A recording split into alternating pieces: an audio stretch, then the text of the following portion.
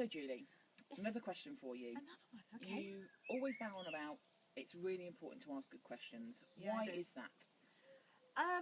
I do bang on about it, yeah, that's true. And I think it's because I've trained a lot of managers and a lot of people over the years, and quite often because I train people in soft skills and I get to observe a lot of people, trainers, coaches, advisors working with each other. And something that I found is that they're not always very good at asking questions. Right. And it's reached the point now where I'm thinking, actually, from my biased one person perspective, I think the ability to ask good questions is one of the biggest skills gaps we've got in managers today. Okay. Though you might say why it's important, because they don't have to go and be counsellors or careers advisors that need to ask questions.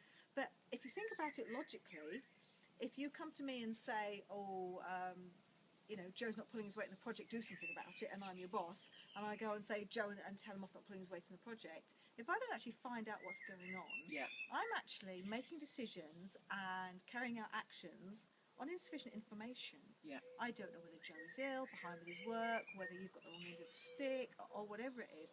I need to be able to explore what's going on. And when I say ask questions, I don't just mean like a machine gun firing questions at people like an interrogation. Yeah.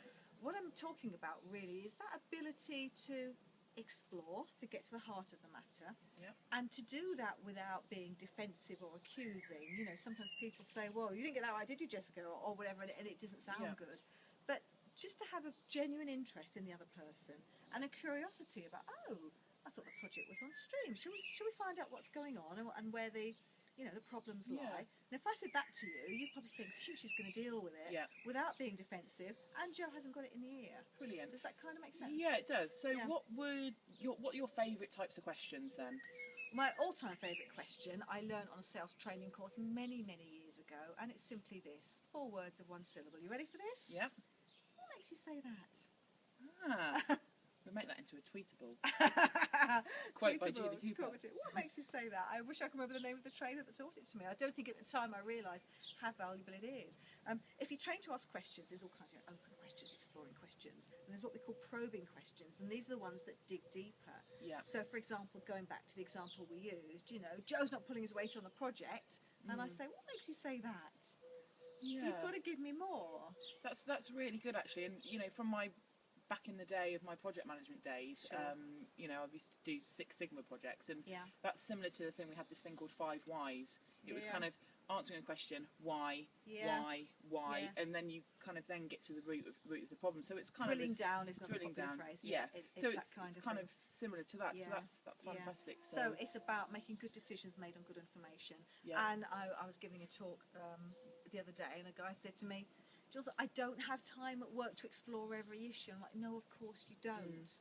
Again, it comes back to it's when it matters, when it's important, find out what is really going on. I think because we are all at work, we're under pressure, results, get it done. We forget to actually sometimes say, okay, Jess, I'll find out about the project. I'll get back to you after lunch. Yeah. Again, you're still pleased that I'm doing something, but I'm actually buying myself a breathing space from a knee-jerk reaction that I might get wrong. Yes. Yeah. So, no, you don't explore an issue to the nth today. It's work, not psychotherapy. Yeah. But, again, when it matters, when things are at stake, take yourself that bit of time, find out what's going on. What is it I want to ask Jess about this project? What is it I need to know? Then come back to you and I've got those questions, and I'll make a better decision. And if you've done project management, you probably Yeah. know this. The more time that goes into planning, the shorter a project is, because it gets done Yeah, better. definitely. Can I make one more point, Jess? Yeah, of course.